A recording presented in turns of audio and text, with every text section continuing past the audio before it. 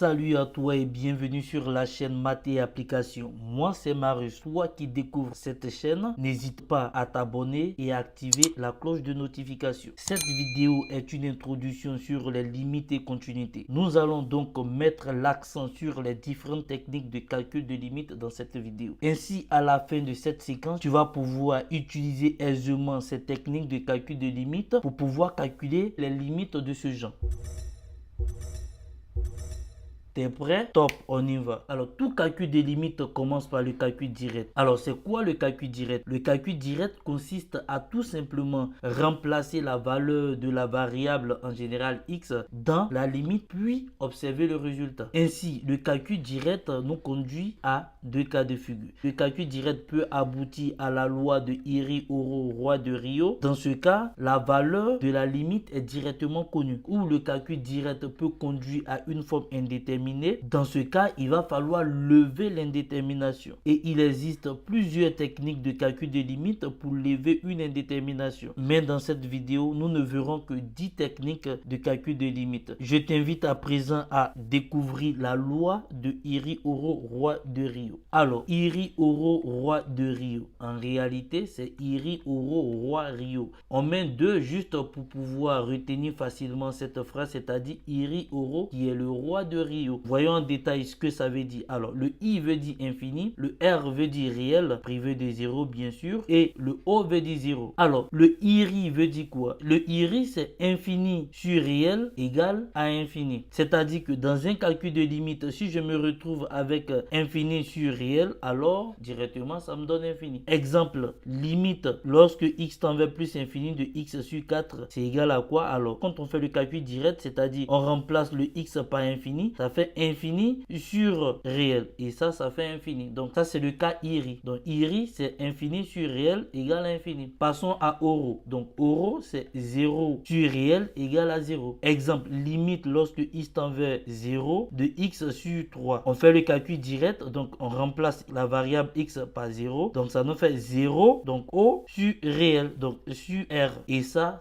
fait 0. Donc, voici un peu comment se traduit Oro. Roi, c'est réel sur 0, ça fait infini. Un exemple, limite de 1 sur x lorsque x tend vers 0. Alors, ici, on a le réel qui vaut 1. Par le calcul direct, on remplace x par 0. On a réel sur 0. Et réel sur 0, ça fait infini. Donc ici, ça va dépendre de si on est à gauche de 0 ou à droite pour nous donner plus ou moins l'infini. Voyons maintenant Rio. Donc Rio, c'est R réel sur infini égale à 0. Comme exemple, donc nous avons limite lorsque x tend vers moins l'infini de 2 sur x. Alors, quand on fait un calcul direct, c'est-à-dire quand on remplace x par moins l'infini, on a réel sur infini. Et ça fait 0. Alors, il faut noter que ces 4 cas de figure ne sont pas des formes indéterminées. Voilà. Ce ne sont pas des formes indéterminées. Ce sont des formes dont la limite est directement connue. Voilà, comme je l'avais dit dans l'introduction. Une fois que tu te retrouves dans ces 4 cas de figure, alors tu as directement la limite. Donc, voici un peu présenté la loi de Iri-Oro, roi de Rio. On passe maintenant aux formes indéterminées. Pour les formes indéterminées, nous avons 4 cas de figure. On a infini sur infini, 0 sur 0, 0 multiplié par infini, plus infini moins l'infini. C'est-à-dire que quand on additionne deux infinis de signes opposés, on aboutit à une forme indéterminée aussi. Voyons le premier cas, infini sur infini. Un exemple de ce cas, on a par exemple limite lorsque x tend vers moins l'infini de x au cube plus 5 divisé par x carré moins x. On voit que le numérateur, c'est un polynôme et limite de tout ça fait infini. Et la limite de tout ce qui est là aussi, ça fait infini. Donc, on se retrouve dans ce cas-là, infini sur infini. Et ça, c'est une forme indéterminée. Il va falloir lever l'indétermination en utilisant l'une des techniques que nous allons voir de suite. Alors, passons au deuxième cas, 0 sur 0. Exemple, limite lorsque x tend vers 2 de x carré plus x moins 6 divisé par x carré moins 5x plus 6. Quand on fait un calcul direct, on remplace 2 par x. Donc, on a 2 au carré, ça fait 4 plus 2, ça fait 6. 6 moins 6, ça fait 0. Et au dénominateur, on a 2 au carré, ça fait 4 moins 5 fois 2, ça fait 4 moins 10, ça fait moins 6, plus 6, ça fait 0. Donc, on se retrouve dans ce cas-là, 0 sur 0. Il va falloir utiliser l'une des techniques que nous allons voir pour lever cette indétermination. Passons maintenant au troisième cas, c'est-à-dire 0 multiplié par infini. Alors, limite lorsque x tend vers plus infini, de 2 sur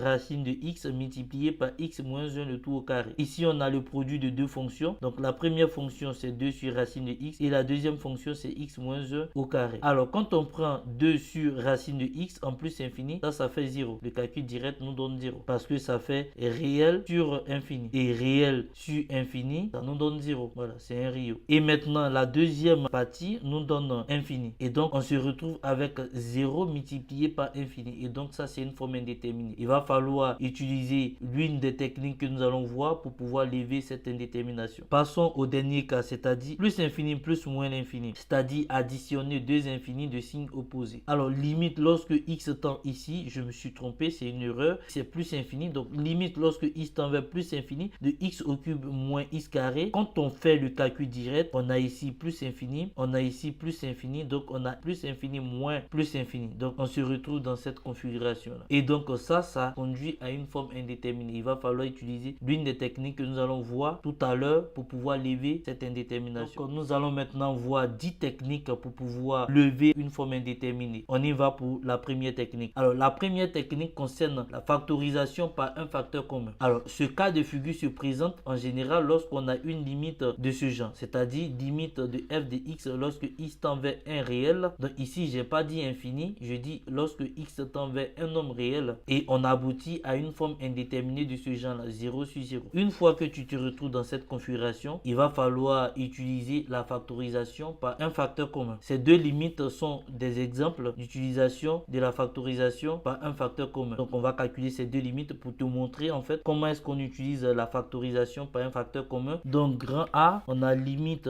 de x moins 1 sur x carré plus x moins 2 lorsque x tend vers 1. Comme tout calcul de limite commence par un calcul direct, donc on va remplacer 1 dans cette limite. Donc on remplace x par 1, ça fait 1 moins 1, ça fait 0. Et ici on remplace x par 1, donc ça fait 1 au carré, ça fait 1 plus 1, ça fait 2. 2 moins 2, ça fait 0. Donc on a 0 sur 0. Et ça, c'est une forme indéterminée. Pour lever cette indétermination, on va utiliser la factorisation. On voit que ça, c'est déjà un polynôme de degré 1. Donc ici, on a un polynôme de degré 2. Donc on va factoriser ce polynôme-là. Comme x carré plus x moins 2 est un polynôme de degré 2, on peut facilement utiliser discriminant. Discriminant égale à 1 au carré moins 4 fois 1 fois moins 2. Alors pour ceux qui ne savent pas comment on utilise les discriminants, je vous ramène sur l'une de mes vidéos, les équations du second degré. 1 au carré, ça fait 1, moins 4 fois moins 2, ça fait 8, multiplié par 1, ça fait 8. Donc on a 8, ça fait 9. Ainsi, le discriminant est supérieur à 0, donc ce polynôme admet deux racines. Calculons ces deux racines. x1 égale à moins b, donc moins 1, moins racine de discriminant, donc racine de 9, ça fait 3, divisé par 2 fois a. Donc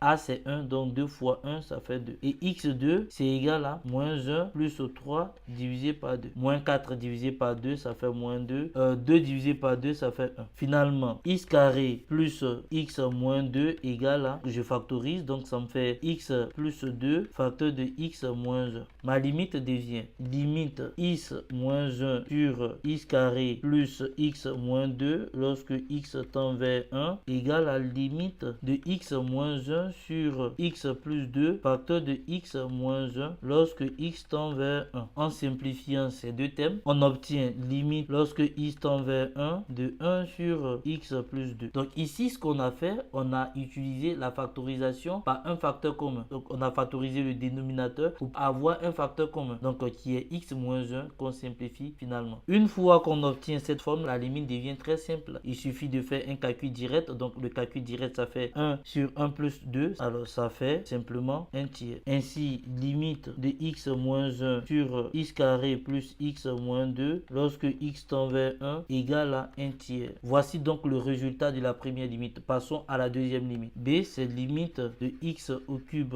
moins x moins 6 divisé par x moins 2. Et donc x tend vers 2. On applique le calcul direct. Donc on remplace x par 2. Donc 2 au cube, ça fait 8. Moins 2, ça fait 6. 6 moins 6, ça fait 0. Et là, 2 moins 2, ça fait 0. Donc on a une forme indéterminée de ce type-là, 0 sur 0. On va utiliser la factorisation ici pour pouvoir en fait lever cette indétermination. Donc la factorisation par un facteur commun. On remarque que x moins 2 est un polynôme de degré 1. Donc on ne va pas pouvoir factoriser ça. Donc c'est plutôt x au cube moins x moins 6 qu'on va factoriser. Donc posons p de x égale à x au cube moins x moins 6. Tout à l'heure on a vu que p de 2 égale à 0. Donc p est divisible par par x moins ce 2 là. Donc une fois qu'une valeur est racine d'un polynôme, alors ce polynôme est divisible par x moins cette valeur. Nous allons utiliser la division euclidienne pour pouvoir en fait factoriser ce polynôme là. Donc on y va. X au cube moins x moins 6 divisé par x moins 2. Alors ici, pour avoir x au cube, il faut multiplier tout ce nombre là par x carré. Donc j'ai x carré fois x, ça fait x au cube. X carré multiplié par moins 2, ça me fait moins 2x carré. Et donc si je fais une soustraction, donc ça me fait x au cube moins x au cube, ça fait 0. Moins fois moins 2, donc ça me fait plus 2x carré. Et là j'ai moins x. Et je vois que je peux diviser ce polynôme là par x moins 2. Donc ça me fait plus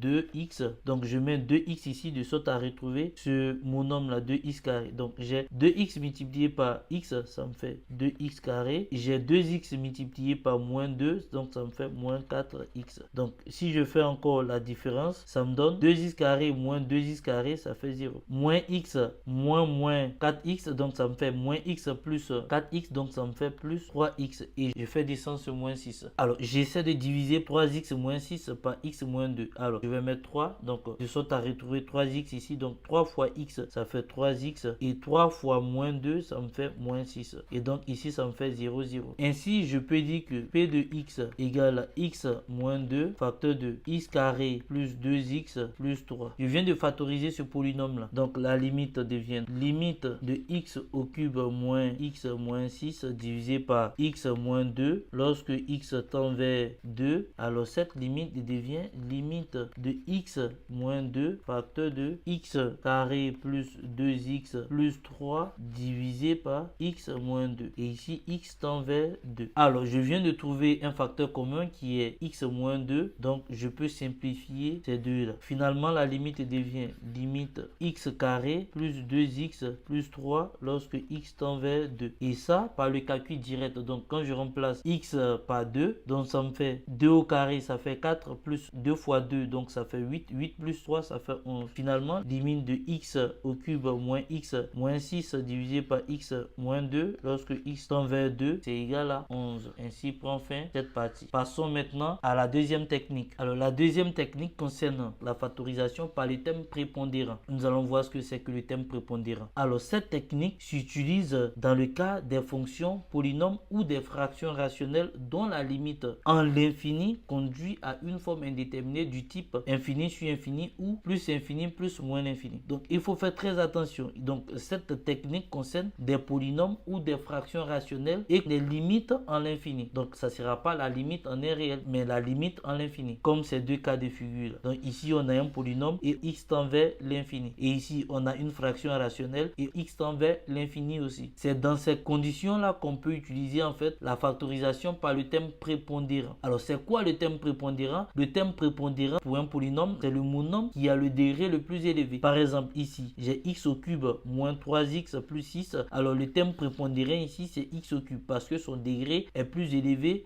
que les autres monômes. Quand je prends cette fraction, donc j'ai un polynôme au numérateur et j'ai un polynôme au dénominateur. Alors ça, c'est un polynôme de degré 1. Donc le thème prépondérant ici, c'est x. Ça, c'est un polynôme de degré 2. Le thème prépondérant, c'est x au carré. Donc voici un peu comment se traduit en fait cette notion de thème prépondérant. Donc nous allons maintenant passer à l'application pour te montrer un peu comment est-ce qu'on utilise cette deuxième technique, c'est-à-dire la factorisation par le thème prépondérant qui est beaucoup utilisé. On y va pour la première limite. A, c'est la limite de x au cube moins 3x carré plus 6 lorsque x tend vers plus l'infini. Alors faisons un calcul direct. On remplace x par l'infini, donc ça va faire plus infini au cube, ça fait plus infini. Plus infini au carré, ça fait plus infini. Donc on a plus infini moins plus infini. Ça c'est une forme indéterminée parce qu'on a plus infini moins plus infini. Et ça c'est une forme indéterminée. Alors il va falloir lever l'indétermination. Pour cela, on va utiliser la factorisation par le thème prépondérant. On y va. Limite de x au cube moins 3x carré plus 6. X tend vers plus infini. Donc on va utiliser la factorisation par le thème prépondérant. Donc limite de x au cube. Donc je mets x au cube en facteur. Donc ici j'aurai x au cube divisé par x au cube moins 3x carré divisé par x au cube plus 6 divisé par x au cube. X tend vers plus infini. Donc ça donne limite de x au cube facteur de x au cube divisé par x au cube, ça ça fait 1 moins 3x carré divisé par x au cube. Donc x carré va se simplifier avec un carré ici. Donc il va rester 3 sur x. Et ici, j'aurai plus 6 sur x au cube. Ici, il n'y a pas de simplification. Donc on a x tend vers plus infini. On peut remarquer facilement que, donc si on cherche la limite de 3 sur x en plus infini, en réalité c'est réel sur infini. Parce que si on remplace x par plus infini, ça fait 3 sur infini. Donc réel sur infini, ça fait 0. C'est un Rio. Ici également, c'est un Rio. Donc réel sur infini, ça fait 0. Donc ça fait 0. Finalement, tout ce facteur-là vaut 1 lorsque x tend vers plus infini. Et ça vaut plus infini. Donc on aura comme résultat plus infini multiplié par 1. Et ça fait plus infini. Donc on vient de trouver que limite de x au cube moins 3x carré plus 6, x tend vers plus infini, égale à plus infini. Et pour justifier, donc on dira limite de 3 sur x lorsque x tend vers plus infini égale à limite de 6 sur x au cube lorsque x tend vers plus infini, et ça c'est égal à 0. Et maintenant limite de x au cube lorsque x tend vers plus infini, ça fait plus infini. Passons maintenant à la deuxième limite. Grand B, c'est limite x moins 4 divisé par x carré moins 3x plus 2. X tend vers moins l'infini. En remplaçant directement, on a moins l'infini moins 4, ça fait moins l'infini. En remplaçant directement, ça fait plus infini. Donc on a infini sur infini qui fait forme indéterminée. Donc on va lever l'indétermination en utilisant la factorisation par le terme prépondérant. On y va. Donc limite de x moins 4 sur x carré moins 3x plus 2 lorsque x tend vers moins l'infini, c'est égal à limite. Donc on va factoriser le numérateur par x. Donc on aura 1 moins 4 sur x. Et au dénominateur, par le terme prépondérant, ici le terme prépondérant c'est x carré. Donc x carré facteur de 1 moins 3 sur x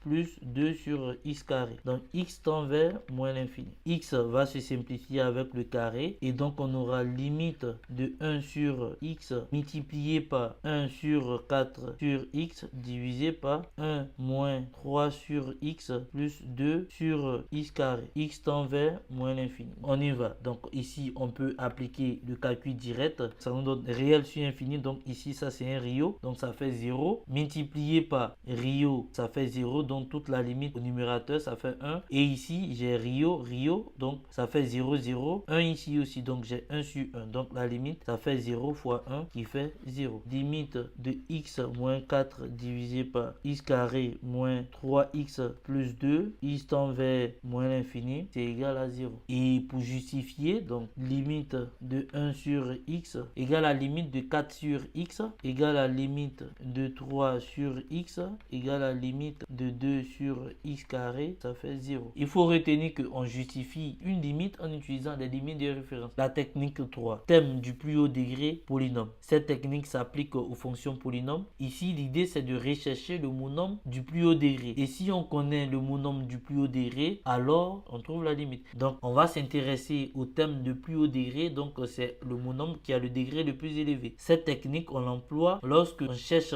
la limite d'un polynôme en l'infini. Donc c'est la limite d'un polynôme en l'infini, plus infini ou moins infini, comme dans ces deux cas de figure là. Cette technique est utilisée généralement lorsqu'on a cette forme indéterminée là. On y va pour les deux exemples suivants. A, donc limite de 4x au cube moins 3x carré moins 6 lorsque x tend vers plus infini. Quand on essaie de calculer cette limite, ça nous donne une forme indéterminée parce que ça fait plus infini moins infini, et ça c'est une forme indéterminée. Pour lever cette indétermination, on va utiliser la technique du monôme du plus haut degré. Donc limite de 4x au cube moins 3x carré moins 6 lorsque x tend vers plus infini. Donc cette limite se résume à la limite du monôme du plus haut degré. Donc comme le monôme du plus haut degré ici c'est 4x au cube, puisque c'est le monôme qui a le degré le plus élevé, alors rechercher la limite de cette fonction en plus infini revient à rechercher la limite du monôme qui a le degré le plus élevé en plus infini simplement. Donc le calcul direct, ça fait 4 fois plus infini au cube. Or plus infini au cube, ça fait plus infini. Donc 4 fois plus infini, ça fait plus infini. Ainsi, en deux lignes, on a trouvé la limite de ce polynôme là. Donc c'est très rapide. On y va pour le grand B.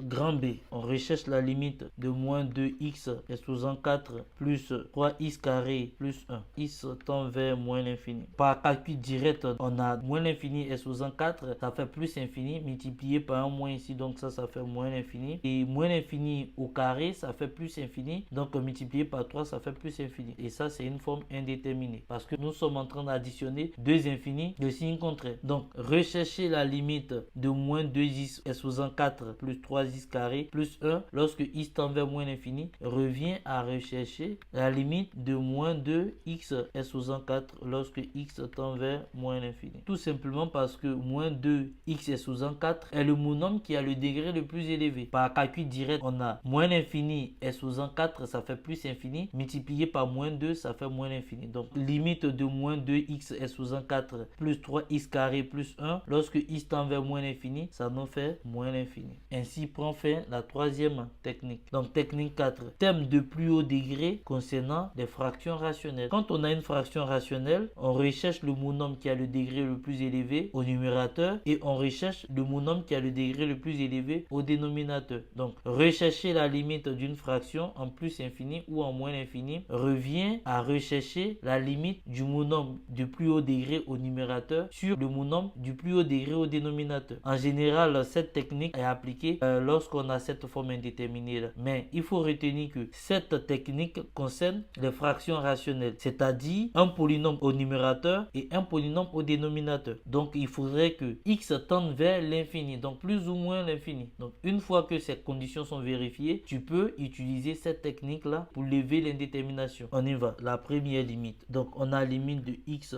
est sous 5 moins 2x moins 1 divisé par moins x au cube plus x moins 2. X tend vers moins l'infini. Quand on fait un calcul direct, donc ça va nous faire moins l'infini sur plus infini. Et ça fait forme indéterminée. Donc limite de x est sous 5 moins 2x moins 1 divisé par moins x au cube plus x moins 2. En fait, c'est donc au numérateur le monome qui a le degré le plus élevé divisé par au dénominateur le monome qui a le degré le plus élevé. Et cette limite, c'est en réalité, donc quand on simplifie, ça nous fait moins x carré. Donc x tend vers moins l'infini. Donc par calcul direct, on a moins l'infini, le tout au carré, ça fait plus infini, multiplié par moins, ça fait moins l'infini. Finalement, cette limite est égale à moins l'infini. Passons à la deuxième limite. Pour la deuxième limite, c'est pratiquement la même limite, sauf que ici, x tend vers plus infini. Donc on a x est sous 5 moins 2x moins 1 divisé par moins x au cube plus x moins 2. Et cette limite conduit à une forme indéterminée, donc on a plus infini et ici on a moins l'infini, donc forme indéterminée. Pour lever cette indétermination, donc on va procéder de la même manière, donc c'est en réalité égal à la limite. Donc le monome qui a le degré le plus élevé ici c'est x est sous 5 divisé par le monome qui a le degré le plus élevé ici c'est moins x est sous 3. X tend vers plus infini. Et ça fait limite lorsque x tend vers plus infini de moins x au carré. Par calcul direct, on a cette limite qui fait moins l'infini également parce que plus infini au carré, ça fait plus infini multiplié par moins, donc ça fait moins l'infini. Donc ainsi, la limite qu'on recherche nous donne moins l'infini. Passons à la technique 5. Alors la technique 5 concerne le changement de variable. Donc nous allons utiliser ces deux exemples pour t'expliquer un peu comment est-ce que ça fonctionne le changement de variable. Comme le nom l'indique, changement de variable, ça veut dire qu'on passe d'une variable à une autre pour pouvoir lever l'indétermination. Donc on y va pour le premier cas de figure. Grand A. Donc on recherche la limite de x moins 4 sur racine de x moins 2 lorsque x tend vers 4. Quand on fait un calcul direct, on obtient 4 moins 4, ça fait 0. Racine carrée de 4, ça fait 2. 2 moins 2, ça fait 0. Donc, on a une forme indéterminée. Pour lever cette indétermination, nous allons utiliser la technique du changement de variable. Donc, on va procéder au changement de variable. Pour cela, posons grand X. Donc, on introduit une nouvelle variable qui est grand X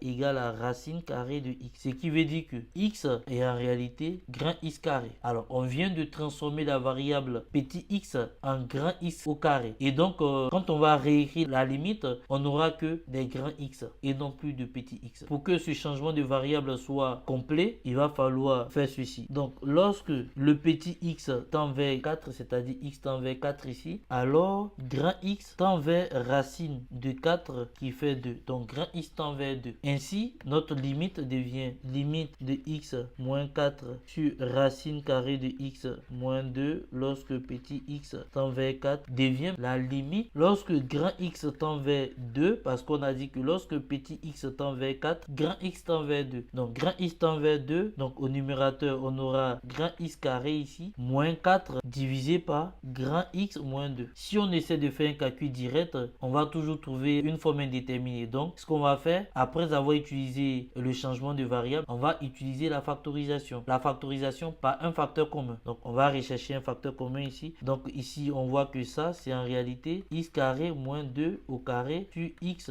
moins 2. Donc, on peut factoriser le numérateur. Donc, on aura x moins 2 facteur de x plus 2 sur x moins 2. Donc, grand x tend vers 2. Donc, ici, on voit bien que c'est une identité remarquable, a carré moins b carré. Et donc, ça fait ça. On peut se permettre de simplifier le facteur commun. Et maintenant, on aura simplement que cette limite égale à limite de x plus 2 lorsque x tend vers 2. Par calcul direct, 2 plus 2, ça fait 4. Ainsi, la limite qu'on recherche, c'est-à-dire x moins 4 sur racine de x moins 2, lorsque x tend vers 4, nous donne simplement 4. Voici comment on utilise le changement de variable. Passons maintenant à la deuxième limite, donc grand B. Donc, on a limite de 2x moins racine de x sur racine de x moins 3. X tend vers plus infini. Donc ici, si on fait un calcul direct, on aura plus infini moins plus infini. Donc ici, ça fait une forme indéterminée. On a deux formes indéterminées, c'est-à-dire le numérateur nous donne déjà une forme indéterminée et le numérateur qui est une forme indéterminée sur le dénominateur nous donne encore une autre forme indéterminée. Donc forme indéterminée. Alors pour lever cette indétermination, on va procéder par changement de variable. Pour ce faire, on pose encore grand x égale à racine carrée de x parce que c'est racine carrée de x ici qui nous pose problème. X égale à grand x carré. Lorsque petit x tend vers plus infini, alors grand x tend vers racine de plus infini. Racine de plus infini, ça fait plus infini. Donc grand x tend vers plus infini. Alors la limite qu'on recherche, c'est égal à limite 2 fois x carré moins x divisé par x moins 3. Et grand x tend aussi vers plus infini. Cette limite, en réalité, c'est une fraction rationnelle et on a x qui tend vers plus infini. Donc cette limite devient limite de 2x carré divisé par grand x tend vers plus infini. Voilà, on a vu précédemment que lorsqu'on a une fraction rationnelle et que x tend vers plus ou moins l'infini, rechercher la limite de cette fraction rationnelle revient à récupérer le monome qui a le degré le plus élevé au numérateur sur le monome qui a le degré le plus élevé au dénominateur. C'est ce qu'on a fait ici. Et cette limite nous donne limite, donc je simplifie, ça me fait 2x et grand x tend vers plus infini. Ainsi, comme résultat, par calcul direct, on obtient plus infini. Donc la limite qu'on recherche, c'est-à-dire limite de 2x moins racine de x divisé par racine de x moins 3 lorsque petit x tend vers plus infini, c'est en réalité égal à plus infini. On passe à la technique suivante. Donc cette technique concerne l'utilisation de l'expression conjuguée. Pour pouvoir utiliser cette technique, il faudrait que la fonction comporte une ou des racines carrées dont la limite en l'infini ou en un réel aboutit à une forme indéterminée du type 0 sur 0 ou la somme de deux infinis. Grand A. Donc on a la limite x moins racine carrée de x au carré plus 1 lorsque x tend vers plus infini. Alors quand on fait un calcul direct, on a plus infini ici et ici aussi on a plus infini au niveau de la racine. Donc on a plus infini moins plus infini et ça fait forme indéterminée. On va utiliser l'expression conjuguée. Donc limite de x moins racine carrée de x au carré plus 1 lorsque x tend vers plus infini égale à limite. Au numérateur, on aura x plus racine carrée de x carré plus 1. Donc l'expression conjuguée de x moins racine carrée de x carré plus 1, c'est en réalité x plus racine carrée de x carré plus 1. Donc le moins devient plus ici. Donc c'est ça la notion d'expression conjuguée. Cette fonction, donc x moins racine carrée plus 1 multiplié par x plus racine carrée de x carré plus 1 et x tend vers plus infini. On y va. Si on remarque bien, ça nous fait a moins b facteur de a plus b. Donc x carré moins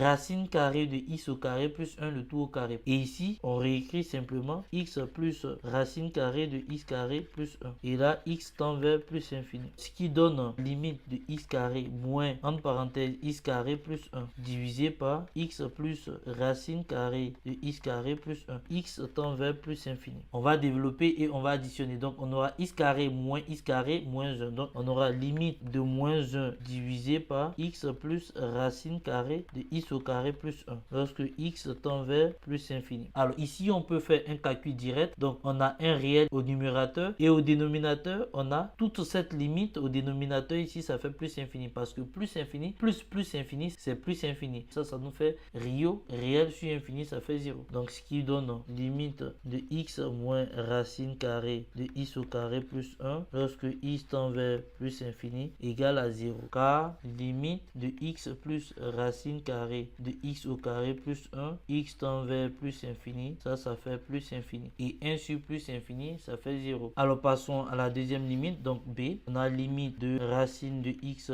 plus 1 moins 1 sur x. Donc x tend vers 0. Quand on essaie de faire un calcul direct, donc en remplaçant x par 0, donc on aura racine de 0 plus 1, ça fait racine de 1 moins 1, donc on a 0 ici. Et au dénominateur, x remplacé par 0, ça fait 0. Donc forme indéterminée. Pour lever cette indétermination, on va utiliser l'expression conjuguée. Voilà, parce que la fonction contient des racines carrées. Donc on y va. Limite de racine de x plus 1 moins 1 sur x, x tend vers 0 égale à la limite. On va multiplier le numérateur et le dénominateur par l'expression conjuguée de cette fonction-là. Racine carrée de x plus 1 moins 1 facteur de racine carrée de x plus 1 plus 1. X multiplié par racine carrée de x plus 1 plus 1. X tend vers 0. Alors, en développant tout le numérateur, on obtient donc racine carrée de x plus 1, le tout au carré, moins 1 au carré. Et ici, on a x facteur de racine carrée de x plus 1 plus 1. Donc, x tend vers 0. Donc, on développe le numérateur. Donc, on a x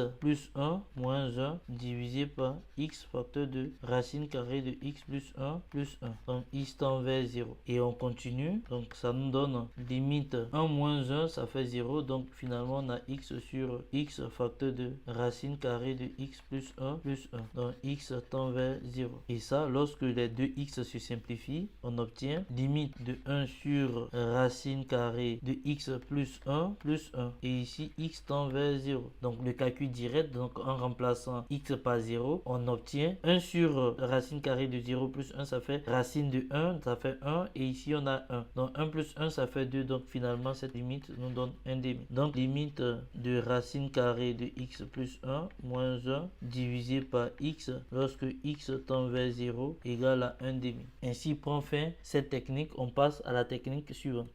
Technique 7, comparaison. On considère un réel a éventuellement égal à plus ou moins l'infini et on considère aussi deux fonctions telles que au voisinage de a, on est f de x inférieur ou égal à g de x. Donc voici la notion de comparaison. On voit que au voisinage de a, f de x est inférieur ou égal à g de x. Alors si cette condition est vérifiée, on peut se retrouver dans ces deux cas de figure là. Le premier cas, si la limite de la plus petite fonction, c'est-à-dire f ici, f est plus petite que g au voisinage de 0. Donc si la limite lorsque x tend vers a donne plus infini, alors forcément la limite de la plus grande fonction, donc de g de x, lorsque x tend vers a sera forcément égal à plus infini. Le deuxième cas, si la limite de la plus grande fonction lorsque x tend vers a donne moins l'infini, alors la limite de la plus petite va forcément tendre vers moins l'infini lorsque x tend vers a. Donc c'est cette technique qu'on va utiliser pour calculer ces deux limites là. Voilà, c'est la même fonction, ici c'est en moins l'infini et là c'est en plus infini. Le problème c'est que la fonction sinus n'admet pas de limite en plus infini ou en moins infini. Donc limite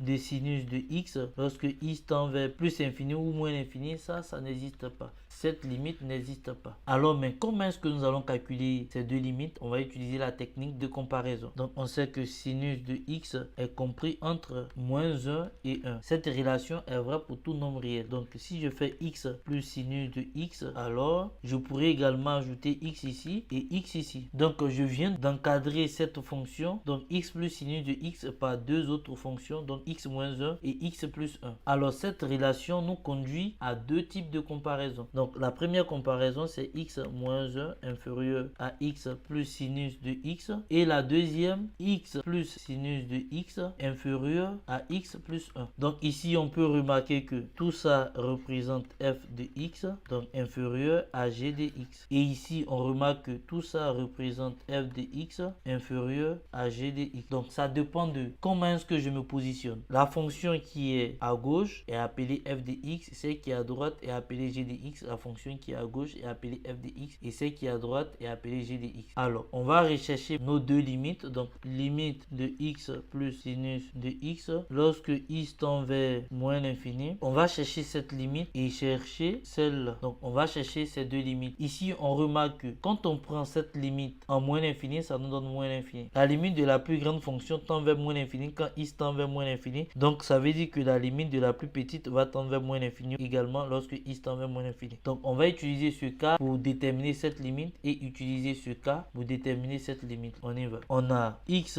plus sinus de x qui est inférieur ou égal à x plus 1. Alors si je fais limite de x plus sinus de x, lorsque x tend vers moins l'infini, ça sera inférieur à la limite de x plus 1 lorsque x tend vers moins l'infini. Et cette limite là, c'est égal à moins l'infini. Alors par comparaison, limite de x plus sinus de x lorsque x tend vers moins l'infini égale à moins l'infini. Voilà. On y va pour la deuxième limite. X moins 1 inférieur à x plus sinus de x. Donc limite de x plus sinus de x lorsque x tend vers plus infini sera supérieur à la limite de x moins 1 lorsque x tend vers plus infini. Or cette limite nous donne plus infini. Donc ça veut dire que faussement cette limite là va nous donner plus infini. Donc par comparaison, limite de x plus sinus de x lorsque x tend vers plus infini égale à plus infini. Ainsi prend fin cette technique. On passe à la technique suivante. Alors technique 8, encadrement ou théorème des gendarmes. Alors cette technique est une forme de comparaison. C'est une autre technique de comparaison appelée théorème des gendarmes parce que on va encadrer d'une fonction par deux autres fonctions. Donc on y va. Alors on considère normalement un réel a éventuellement égal à plus ou moins l'infini et un réel L éventuellement égal à plus ou moins l'infini. Et on considère aussi trois fonctions f, g et h telles que au voisinage de a on est donc cet encadrement là. Donc la fonction h est encadrée par deux fonctions f et g. Et donc si limite de f de x lorsque x tend vers a égale à limite de g de x lorsque x tend vers a et tout ça nous donne L, alors la limite de la fonction h qui se trouve au milieu de ces deux lorsque x tend vers a est égale aussi à L. Donc ça c'est le théorème des gendarmes. On va utiliser cette technique pour calculer ces deux limites là. Donc on y va. A, limite de sinus de x sur x carré. Donc lorsque x tend vers plus infini. Alors ici on fait un calcul direct, on se plante directement parce que sinus n'admet pas de limite en plus infini. Pour ce faire, on va essayer d'encadrer donc cette fonction par deux autres fonctions. On pose h de x égale à sinus de x sur x carré. C'est la limite de cette fonction qu'on cherche en plus infini. Donc ici, cette fonction est appelée h de x. Et sinus de x est encadré par moins 1 et 1 pour tout réel x. Comme x carré est supérieur à 0, alors si on divise sinus de x par x carré, il n'y aura pas de changement concernant les inégalités. Donc on aura sinus de x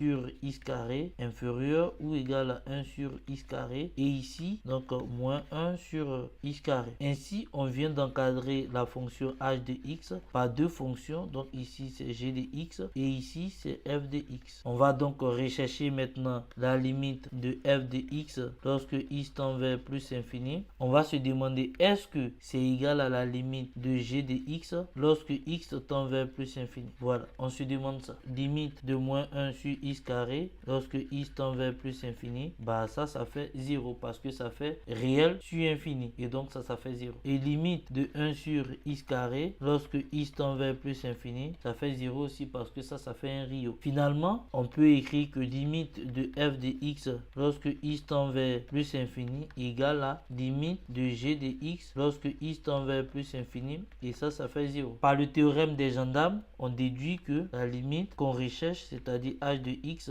lorsque x tend vers plus infini, c'est égal aussi à 0. En conclusion, limite de sinus de x sur x carré lorsque x tend vers plus infini égale à 0. On passe maintenant à la deuxième limite. Donc b, limite de x cosinus de x divisé par x carré plus 1 lorsque x tend vers moins l'infini. Donc par calcul direct, on voit que cosinus de x en moins l'infini, ça n'existe pas. Donc déjà, c'est fini. On est planté. Donc forme indéterminée. Pour lever cette indétermination, on va utiliser le théorème des gendarmes. Donc on sait que cosinus de x est compris entre moins 1 et 1. Et ici, on voit que x tend vers moins l'infini. Donc si on multiplie le x par tout ça, ça va inverser le sens des inégalités. Donc ce qui fait que on aura x cosinus de x qui sera supérieur à x et inférieur à moins x. Donc ici, il faut faire très attention. Le x il tend vers moins l'infini, donc le x est considéré comme étant négatif. Et donc si on multiplie tout ça par x, le sens des inégalités change. Plus on continue. Vu que x carré plus 1 est positif, donc si on divise toute cette inégalité par x carré plus 1, ça va pas changer le sens de l'inégalité. Donc je peux diviser ça par x carré plus 1, diviser ça par x carré plus 1 et diviser ça par x carré plus 1. Finalement, j'ai h de x qui est compris entre g de x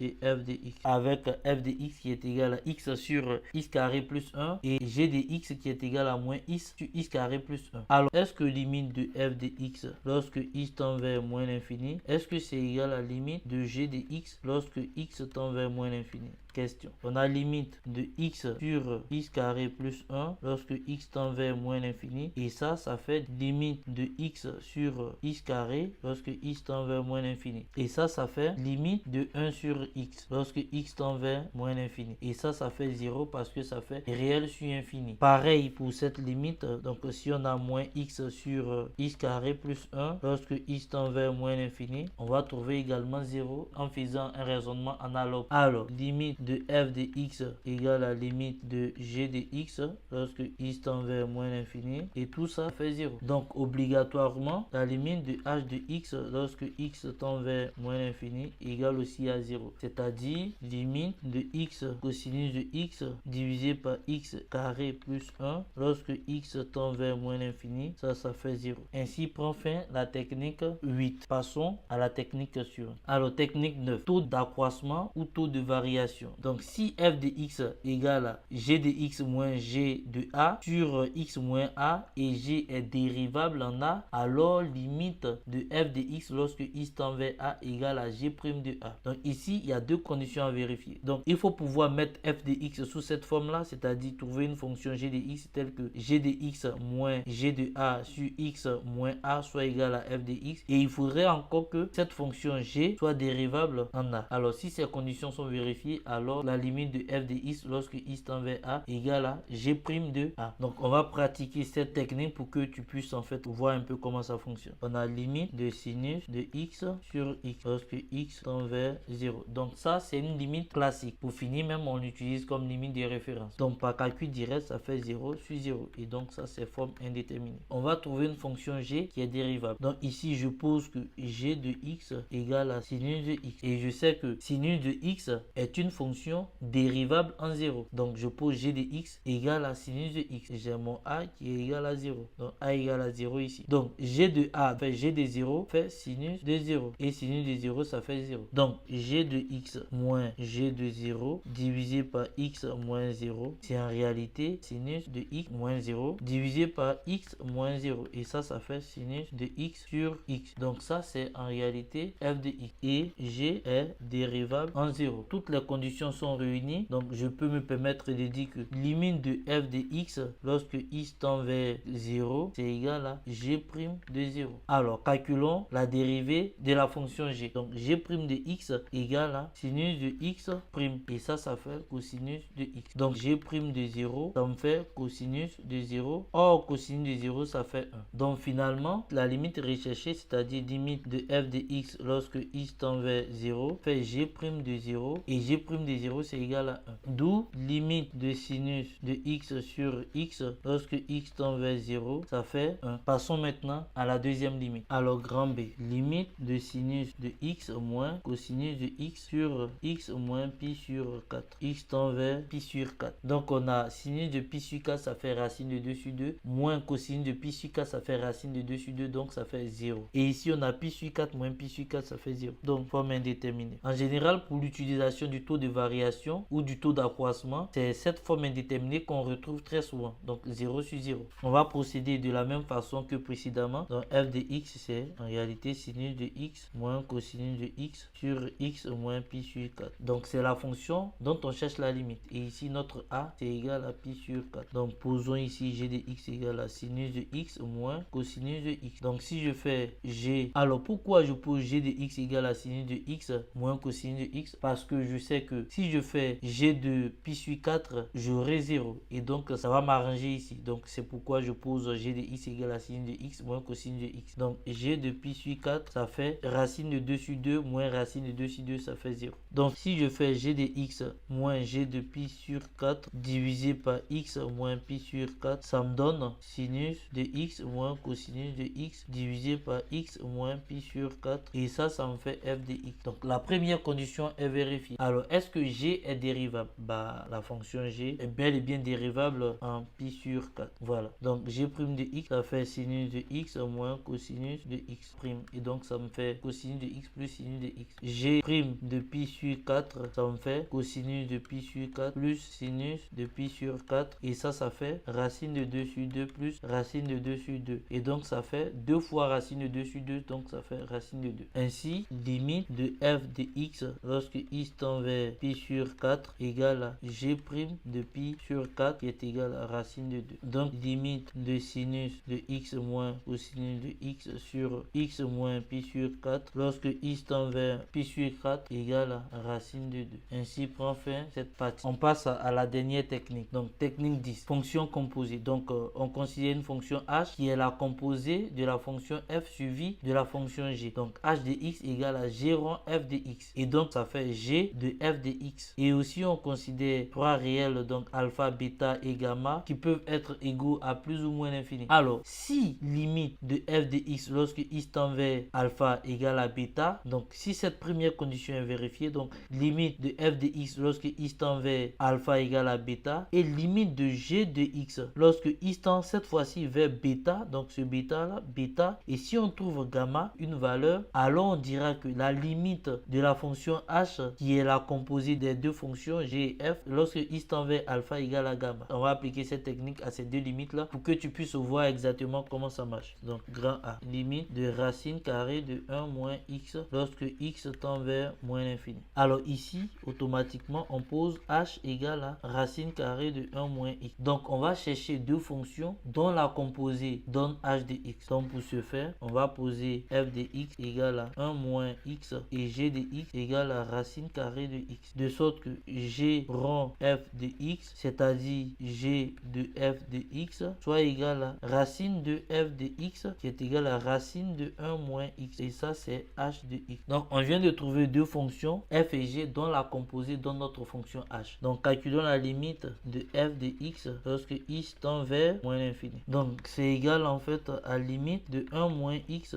lorsque x tend vers moins l'infini. Et ça fait plus infini. Parce que quand on fait un calcul direct, on remplace x par moins l'infini. Donc, ça nous fait moins l'infini multiplié par moins, ça fait plus infini. Donc, on va prendre maintenant la limite de g de x. Cette fois-ci, x tend vers plus l'infini. Il ne faut pas faire tendre x vers moins l'infini ici. Non, c'est plutôt vers plus infini. Le résultat de cette limite-là. Donc, ça, c'est égal à la limite de racine carrée de x. Puisqu'on a dit que g de x est racine carrée de x lorsque x tend vers plus infini. Donc, par calcul direct, ça fait racine de plus infini, ça fait plus infini. Donc, ça, c'est gamma. Ça, c'est bêta. Et ça, c'est alpha. Alors, la limite qu'on recherche, c'est-à-dire limite de h de x lorsque x tend vers moins l'infini, donc vers alpha, est égal à plus infini, c'est-à-dire gamma. Finalement, on a limite de racine carrée de 1 moins x lorsque x tend vers moins l'infini, ça fait plus infini. Voilà, on a fini la partie A. Passons maintenant à la deuxième limite, donc grand B. On a limite de racine carrée de 2x moins 1 sur x moins 2. Et ici, on a x qui tend vers plus infini. Donc, de la même manière, on va poser h de x égale racine de 2x moins 1 sur x moins 2. Et poser f de x égale à tout ce qui est sous la racine, donc 2x moins 1 sur x moins 2. Et g de x égale à racine carrée de x. De sorte que g rond f de x soit égal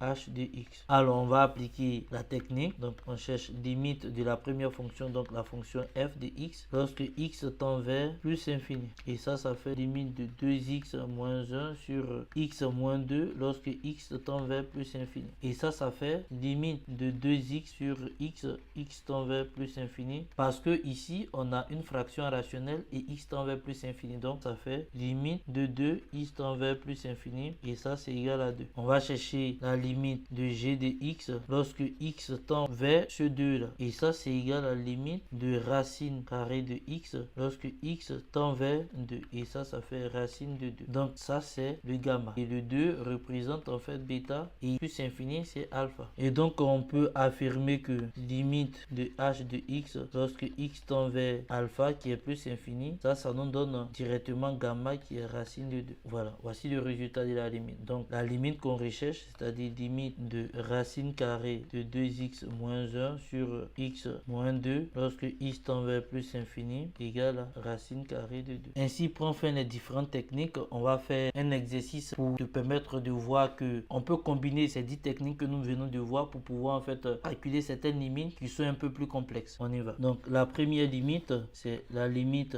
de 1 moins cosinus de x sur 3x carré lorsque x tend vers 0. Donc ici, si on fait un calcul direct, donc on a 1 moins cosinus de 0, ça fait 1 moins 1, ça fait 0. Et ici 0, donc forme indéterminée. On va commencer par transformer cette fonction. Donc on a 1 moins cosinus de x sur 3x carré. Ça fait, donc on va utiliser une sorte d'expression conjuguée, mais c'est pas une expression conjuguée en tant que telle. Donc je multiplie le numérateur et le dénominateur par une même expression. Donc l'expression c'est 1 plus cosinus de x. Donc j'utilise 1 plus cosinus de x de sorte à obtenir en fait cette identité remarquable a moins b facteur de a plus b. Donc ça nous fait a au carré moins b au carré. Donc 1 au carré moins cosinus carré de x. Et là j'ai 3x carré facteur de 1 plus cosinus de x. On continue. Or 1 moins cosinus carré de x est égal à sinus carré de x. Notre expression devient sinus carré de x sur 3x carré facteur de 1 plus cosinus de x. Ça c'est 1 moins cosinus de x sur 3x carré. Donc ici on va réécrire encore cette fonction. Donc ça fait sinus carré de x sur x carré multiplié par 1 sur 3 facteur de 1 plus cosinus de x. Donc on a transformé ça en un produit de fonctions. Ça devient très simple vu que on peut facilement trouver cette limite en 0 et trouver en fait cette limite en 0. Or limite de sinus de x sur x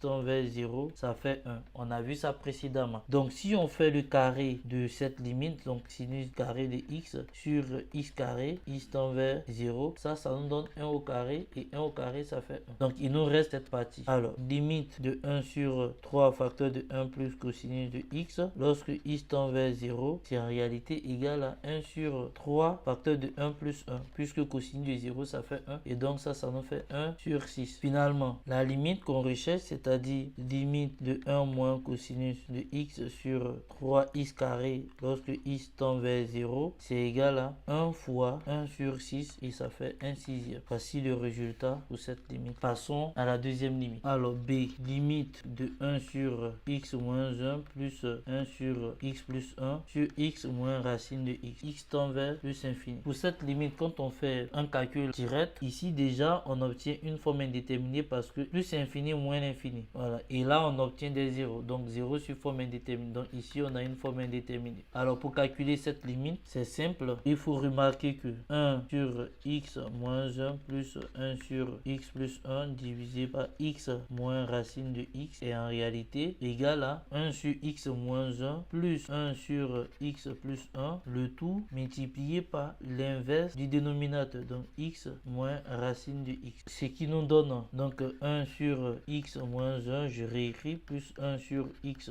plus 1, facteur de, donc ici je vais factoriser le dénominateur par x, donc j'aurai x facteur de 1 moins 1 sur racine carrée de x. Donc quand je mets x en facteur ici, alors j'obtiens x facteur de 1 moins 1 sur racine de x. Donc ça me fait 1 sur x moins 1 plus 1 sur x plus 1, facteur de 1 sur x multiplié par 1 sur 1 moins 1 sur racine de x. Et donc je peux remarquer que en plus infini, tout ça, ça me donne 0 parce que ça me fait réel sur infini, ça fait 0. En plus infini, ça fait 0 parce que ça fait réel sur infini. En plus infini, ça aussi, ça fait 0 parce que ça fait réel sur infini. En plus infini, cette partie, ça fait 0. Donc ici, ça me fait 1 sur 1 moins 0. Donc ça fait 1 sur 1 multiplié par 0 multiplié par 0. Donc la limite, c'est 0. Donc limite de 1 sur x moins 1 plus 1 sur x plus 1 divisé par x moins racine de x lorsque x tend vers plus infini, c'est égal à 0. Passons maintenant à la dernière limite. Grand C, limite de x multiplié par sinus de x divisé par 1 moins cosinus de x lorsque x tend vers 0. Alors, sinus de 0, c'est 0. 0 fois 0, ça fait 0. Et 1 moins cosinus de 0, ça fait 1 moins 1, ça fait 0. Donc, 0 divisé par 0. Donc, comme indéterminé. Pour lever cette indétermination, on va commencer à transformer l'expression de la fonction. Donc, x sinus de x divisé par 1 moins cosinus de x. Et ça, c'est égal à x sinus de x multiplié par 1 plus cosinus de x. Donc, ici, j'ai 1 moins cosinus de x multiplié par 1 plus cosinus de x. Et donc, ça nous donne x sinus de x, facteur de 1 plus cosinus de x divisé par 1 au carré, ça fait 1 moins cosinus carré de x. Et comme 1 moins cosinus carré de x égale à sinus carré de x, alors notre fonction devient x sinus de x, facteur de 1 plus cosinus de x divisé par sinus carré de x. Alors, en simplifiant, on aura x facteur de 1 plus cosinus de x divisé par sinus de x. On peut écrire ça sous cette forme. Donc, x sur sinus de x multiplié par 1 plus cosinus de x. Donc, on peut séparer cette fonction de cette manière. Alors, vu qu'on recherche la limite en 0, on peut essayer de réécrire en fait cette fonction-là en faisant 1 sur sinus de x sur x. Donc, toute cette fonction devient 1 sur sinus de x sur x. Et ici, toujours 1 plus cosinus de x. Donc, x sinus de x sur 1 moins cosinus de x égale à tout ça. Alors, on note que limite de sinus de x sur x lorsque x tend vers 0 égale à 1. Donc, ça veut dire que limite de l'inverse, c'est-à-dire de sinus de x sur x lorsque x tend vers 0, ça fait 1 sur 1. Et 1 sur 1, ça fait 1. Il nous reste la deuxième partie. Donc, limite de 1 plus cosinus de x lorsque x tend vers 0, c'est égal à, donc ici on fait un calcul direct, ça fait 1 plus cosinus de 0 et ça fait 1 plus 1, ça fait 2. Finalement, la limite qu'on recherche, c'est-à-dire limite de x sinus de x sur 1 moins cosinus de x lorsque x tend vers 0, c'est égal à 1 fois 2 et c'est égal à 2. D'où le résultat de cette limite. Ainsi prend fin cette séquence vidéo. Dans la prochaine vidéo, nous verrons la continuité et le théorème des valeurs intermédiaires et on verra aussi d'autres propriétés. Alors, je te remercie d'avoir regardé cette vidéo. N'hésite pas à t'abonner à la chaîne, à liker et à partager la vidéo avec tes potes. Quant à moi, je te dis à très vite pour une nouvelle vidéo.